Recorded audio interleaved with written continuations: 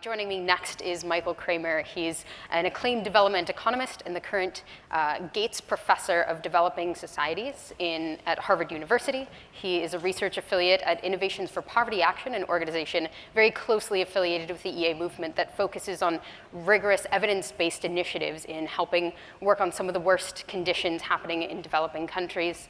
He's a Giving What We Can member, and he's founded a program to help graduate students explore firsthand the kinds of problems that they so often work with in a hypothetical or policy space. So without further ado, take the stage.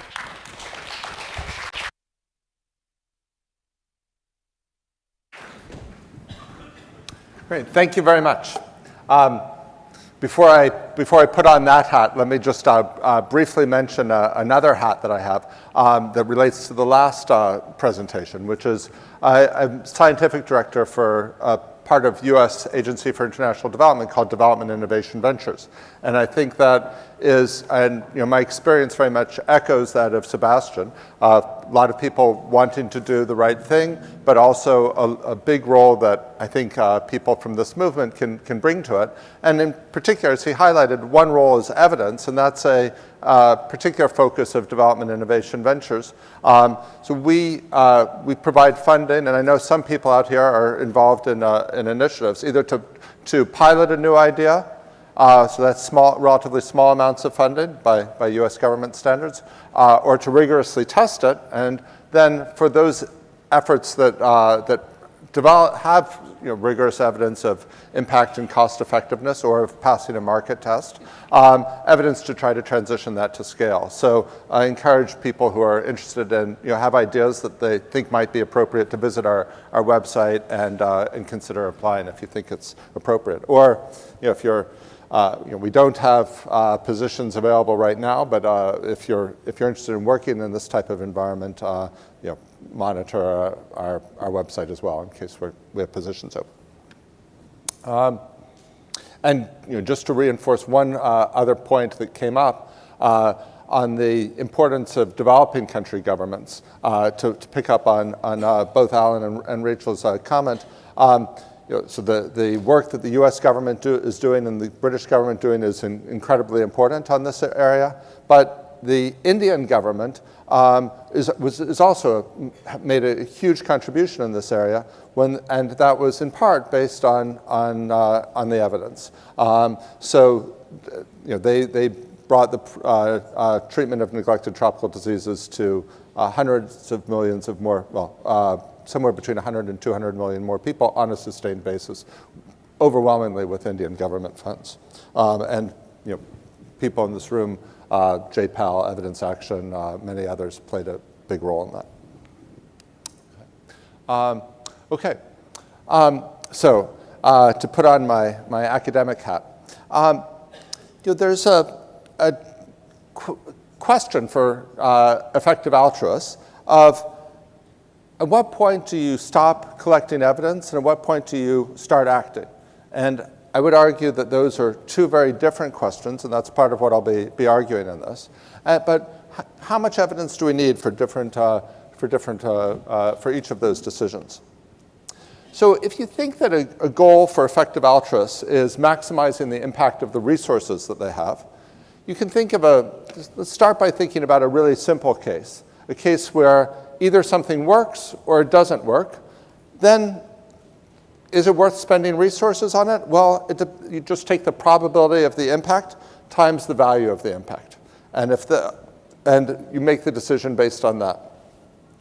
More generally, though, there might be a range of possible impacts. Let's take this example that came up, the example of deworming. Well, it might have, there's multiple studies out there with estimating different impacts. You could assign some probability in a particular location of each of those impacts, and then you just sum up over each of the possible range of impacts times the probability of that impact, and then you see if that justifies the use of the resources.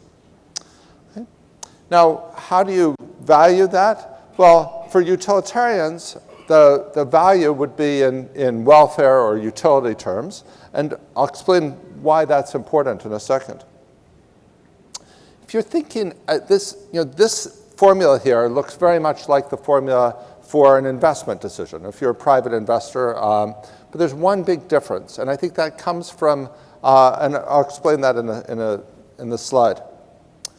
So, key concept in economics, and and for effective altruists in particular, is diminishing marginal utility of money. If you have a little bit of money, you'll spend it on things that are incredibly important, like having enough food to eat.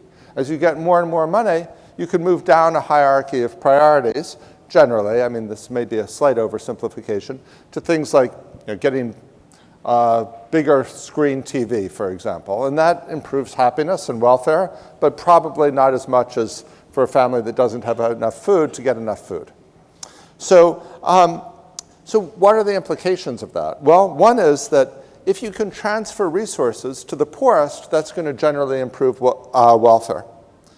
But once you wouldn't transfer a huge amount to one poor person to get them to the point where they could live a life where they're having a extremely large flat screen TV, you would say, well, let's keep helping the poorest person, and once we've provided a bit of help to another.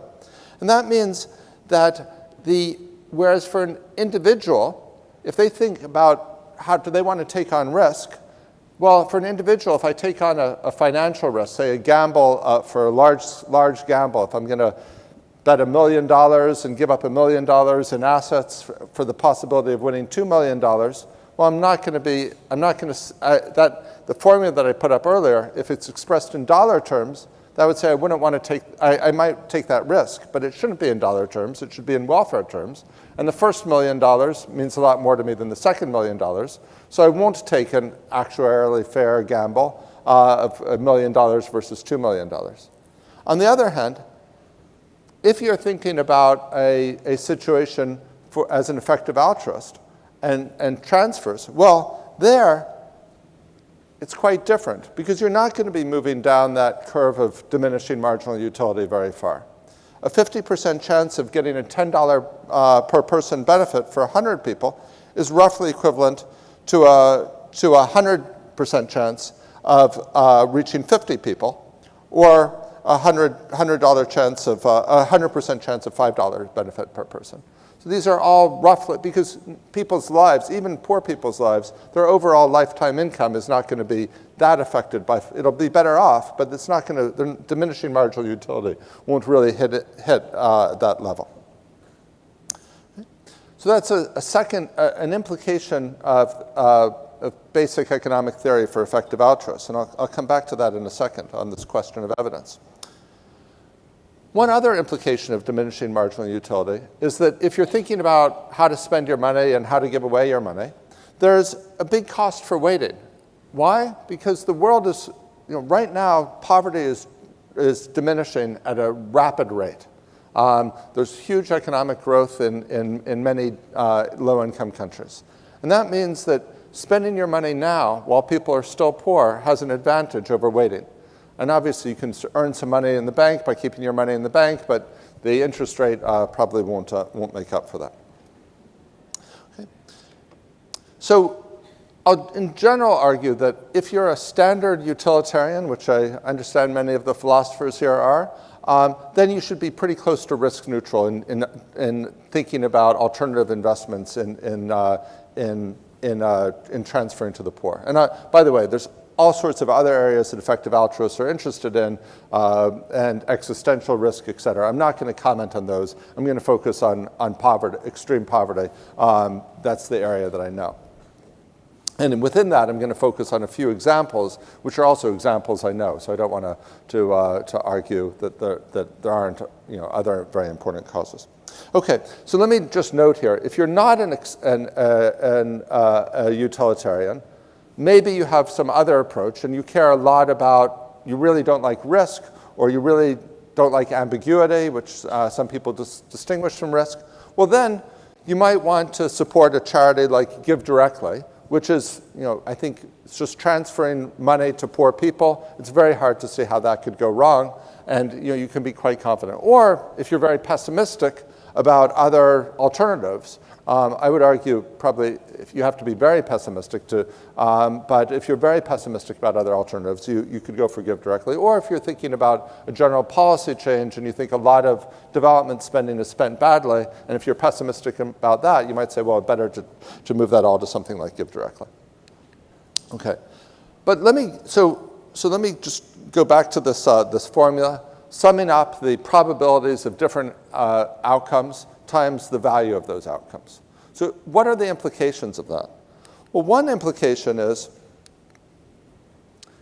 that, as effective altruists, I think, recognize, high risk but very high payoff investments may be very reasonable, may be worth investing in. So if there's existential risks, maybe it's worth investing in addressing those. I'm not qualified to say whether they are or not, but conceptually it makes sense. Another implication is there might be high-risk investments that are not of the existential sort, but you've got a candidate HIV vaccine, very unlikely to work, but the payoff from having an HIV vaccine would be huge. It may be worth investing in that. And I think those are things that the community generally recognizes. I think there's a little bit of I don't want to claim everybody, but I think in the evidence-oriented community, there may not be a full appreciation for another implication of this, which is that if you're looking at more, not these extremely low probabilities, but you're looking at moderate probabilities, you should be using the same formula. And so if you can generate $1 for the poor with 99% probability, and let's say for, which I think you can through give directly or others, or if you can generate $1.25 for the poor with probability 0.8, well, you might want to take the alternative that involves some risk, and that's not a judgment. I'm not going to make the judgment here about what those probabilities are, but if you're really interested in, each person may have to evaluate what they think those probabilities are. But if you're serious about this, you have to think about what the probabilities are and what the values are. And you need to use all the information that you can in trying to estimate those values, all the relevant information, both the values and the probabilities. So let me just give an example. And I'll give the example of deworming that Alan mentioned. So if you think about mass drug administration for worms in a population, what type of evidence might you consider? Well, there's RCT evidence on mass drug administration, and I've done some academic work on this, including most recent is a new meta-analysis of multiple studies, which is on my website, just to plug that a little bit. I'm also discussing that in a smaller group on Tuesday. But you wouldn't only consider that. You'd also think about, there's also RCT evidence on deworming people who are known to be infected. And surely, with any reasonable model of the world, the evidence on the impact of deworming people who are known to be infected is relevant in thinking about what's the impact of treating a population in which, say, half the people are infected. And I think even the critics of mass drug administration would acknowledge that there's an impact on that people who are infected should be treated, and that that's highly cost effective. But you'd also think about evidence from non-randomized studies that address potential confounding factors. So if it's a bad non-randomized study, well, you wouldn't want to think about it. But if it does a good job of addressing confounding factors, that should enter into the analysis as well. I'm not saying necessarily with the same weight as a randomized trial, but it should be part of your thought process. And again, to give a final example, you should also think about the underlying science. So I'll give an example. The underlying science, would definitely suggest that in populations where there's more people with worms, the benefits are likely to be greater than in populations where there's fewer people with worms. Why is that relevant? Well, if we think about policy, think about the people at the World Health Organization. They recommend mass drug administration, and what they have come up with is a 20% prevalence threshold for recommending mass deworming. If it's below that, they think it's not worth it. If it's above it, they think it is worth it. Now, when they're making that decision, there's just not sufficient evidence to know for sure that 20% is the exact right cutoff. That was based on a judgment call, and they have to take into account, they should be taking, I don't know what exactly how they came, what the full process was, but they should be taking into account the available evidence now so they can make recommendations. A lot of developing countries will go with their recommendation and follow their recommendation. They've got to make some choice. Even if they want more evidence, they've got to recommend something now. And the approach which makes sense is to say, based on the existing evidence, what should we do? Now, another question, and I would argue a very different question, is, should you invest in collecting additional evidence? Well, there, I think you should apply the same approach, and that's what standard decision theory would suggest. You invest in additional evidence if the cost of collecting that evidence is less than the expected value of the evidence. And what's the expected value of the evidence? Let's say there might be a pure science value, and I don't want to dismiss that, but from a utilitarian perspective, it would be the probability the additional evidence will change the future decision times the expected value of changing the decision if indeed it changes the decision. So to be a little bit more concrete, and there's some assumptions behind this, which I won't go into detail here. Imagine there's a very low probability something's going to work. Like, let's say a perpetual motion machine. We have strong reason to believe that won't work. Then it doesn't make sense to invest a lot of resources in building the perpetual motion machine on a mass scale and having a factory to build that. But it also, it's so low a probability that even though it would be great to have a perpetual motion machine, it probably doesn't make sense to invest millions of dollars in research for it.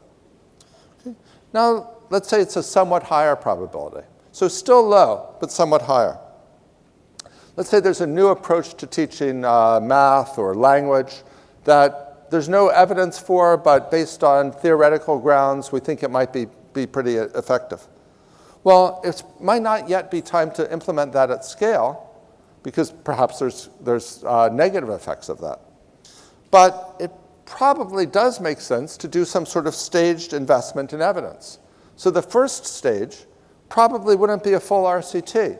The first stage would probably be, let's pilot this in a couple of schools, see what the reaction is, see if it looks like it's even feasible to go on to the next stage or appropriate to go on to the next stage.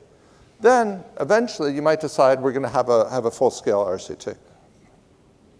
Let's say it's a higher probability. Okay?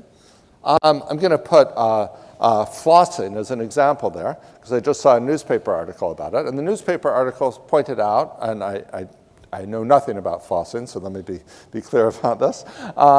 It said that the RCT evidence for this is not strong, but the dentists continue to recommend it. Well, my guess would be that the dentists, I don't know, and I haven't investigated this, but my guess would be that the dentists probably know what they're talking about and have some reason to believe this. And even there are not many RCTs of flossing have been conducted. There are probably not a lot of statistical power to them, et cetera. So probably the best thing to do for your health is to continue flossing for now. But we should probably also collect additional evidence. But let me talk about something on the other side of that line. Let's say there is evidence for it, enough for a new drug to get past the FDA. Well, that's then, probably if you have the disease, you should consider taking the drug or take the drug if it's recommended for other medical reasons. But does that mean we should stop collecting evidence? Almost certainly not. We might not need to do more randomized trials. Maybe we should be doing additional randomized trials, even though it's already passed the FDA. But certainly we should be collecting some data on what the impact of this drug is from could there be side effects that the FDA missed in its initial trial? Certainly.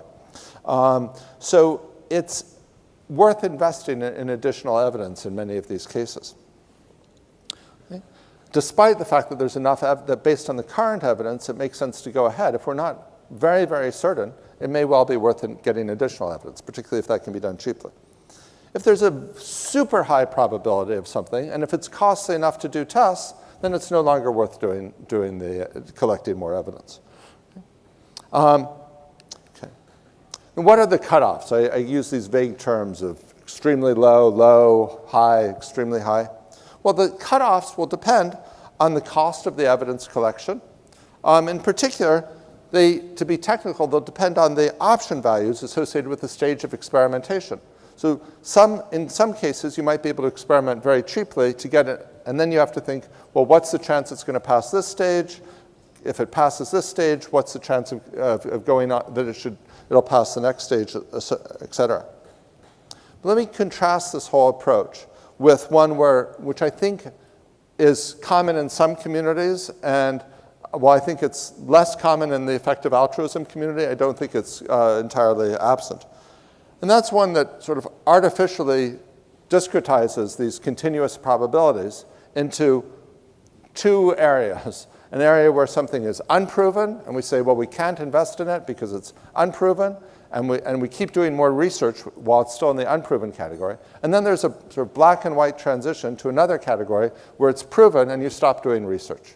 And that's not what would come out of a decision theory approach. You would have different cutoffs for when you implement something. You'd act now based on the best available evidence, but you would continue to collect additional evidence as long as enough residual uncertainty remains that there's a chance you're going to change your mind. And that, I think, is an appropriate approach.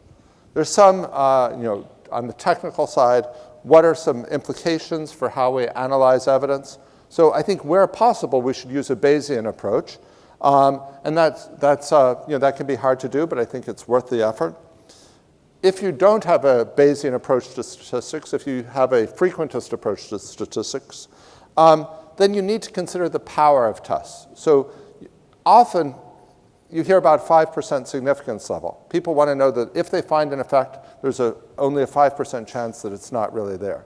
But we should be thinking more broadly than that. We should be thinking about the power of a test, which is, and in particular, the power against a particular hypothesis, which is one that involves a cost-benefit analysis, the power against the hypothesis that this is not cost-effective. So that's, and one way to put this is we need to consider the cost of a false negative as well as the cost of a false positive. Now, all that said, so you might then say, I'm a big proponent of randomized trials. I think I've played an important role in bringing these into development economics. So why I'm now saying, well, we should consider all types of evidence. So why, does this just throw all rigor out the window? Well, one, I think it's important to, so what is the reason to have perhaps a special role for randomized trials and for evidence? Well, one, and for formal ways of looking at evidence. So I think one important role is to combat biases that we would otherwise be subject to. So there's psychological biases. People may be, for a variety of reasons, they might be inclined to support the activity with the picture of the cute kid or the cute animal as opposed to the animal that turns out to be super conscious, I kind of don't say conscious, but intelligent, but not so cute. There's institutional biases. If there are organizations out there and their survival as an organization and their continued employment of their staff depend on promotion of a particular cause, they're going to promote that cause. And that's, it's important to recognize that those biases may exist. And certainly, I think that's true for myself. And I think what can be particularly pernicious about these biases in the development space is that there's a competitive market for donor funds. And people are competing. And how do they compete? Well, they compete by trying to make appeals to people. And those appeals, and these are situations where it's very hard for people to evaluate those appeals. It's not a consumer product that people are using every day. It's not even a politician who you can look at, do they have a track record, a mayor who's say, is the garbage being picked up or is the garbage not being picked up? It's something that if we're interested in the market for aid organizations that raise money in the developed world for the developing world, there's not as many, they're dealing with relatively uninformed consumers, and they therefore face competitive pressure to make these emotional appeals that exploit psychological biases. So it does make sense to have some procedural safeguards. And so I think that's one of the reasons, as well as the fact that you just get better evidence for it, to put some special weight on randomized trials, for example. But it's important to recognize that that's the reason, that's one reason to have these, and that, but that the fundamental decision should be made based on the full set of evidence, which, the better evidence should get weighted more highly, but in some cases, we just don't have the better evidence. It's very hard to do a randomized trial. We'll never have a randomized trial in Brexit, for example, but you should go with your best available information. It's also important to recognize that there's a cost of delay. So if, as I mentioned earlier, in the development context, a lot of problems are getting better over time. So if you're concerned about neglected tropical diseases, well, 25 years from now, we expect there's going to be a lot less worms for a whole host of reasons. More people are going to be wearing shoes, et cetera.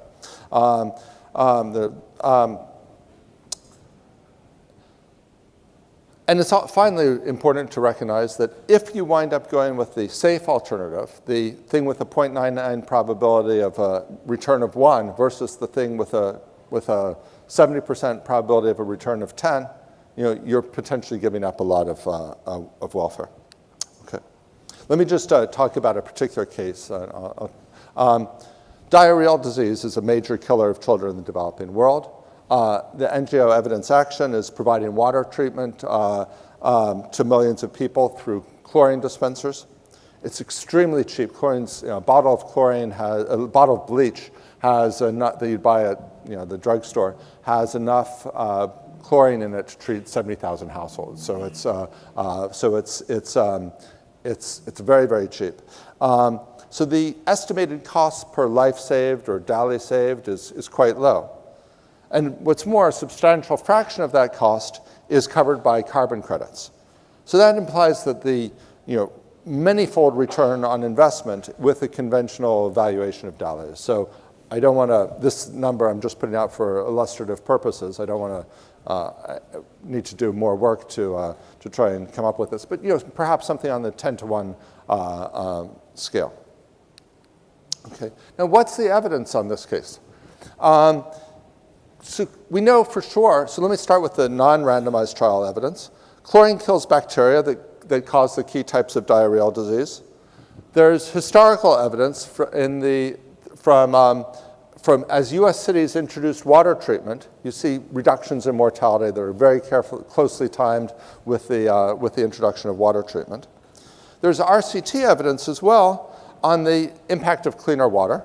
There's many RCT studies on the effect of chlorination, suggesting that it reduces mothers reporting, or not suggesting, finding that mothers report child diarrhea went down considerably. But I don't want to claim there's no uncertainty. There is uncertainty. One of the reasons, there are many reasons for it, but let me focus on one. There could be reporting bias. Maybe the mothers who are in the treatment group are reporting a fall in diarrhea, but there wasn't really a fall in diarrhea, or not as big as was suggested.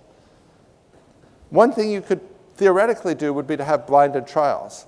But turns out there's just very few of them, and the results are pretty inconclusive. They're often conducted in places with very low diarrhea rates, so there's very low, like 1 or 2%, so it's very hard to have statistical power. There's confounding with other interventions. And so then you have to think, okay, maybe the complete gold standard blinded trial isn't there, but we do have a bunch of RCTs. You have to think to yourself, well, how big do we think the reporting bias is, and what direction does it go? And I've got a slide sort of pointing out that it's almost as, the reporting bias could go either way. The reporting bias could easily lead to an underestimate of the treatment effect, or it could lead to an overestimate of the treatment effect. Standard theories of reporting, and there are theories and evidence on reporting bias, and they could go in both directions. So let me skip this slide given the time. So what should you do? Well, you should think about, let's adjust for this reporting bias by the mothers. There are other concerns, the mapping from diarrhea to mortality. I'm biased on this. I was involved in research on this topic. I've been involved in multiple things and some of them I get convinced by, some of them I don't. But so I would argue that somewhat limits the bias. But I'm definitely I've written on this, so I may have a bias on this. Okay. But there's also organizational, you need to think through a bunch, personally, I think much more important than the question of does chlorination reduce diarrhea is the question of is the organization doing a good job delivering it, et cetera. What's the real cost, et cetera. And I've been trying to look into these things a little bit myself to think about how should we direct our own charitable organizations. And I guess my current, and I want to collect more evidence on this, my current subjective estimate might be 0.7.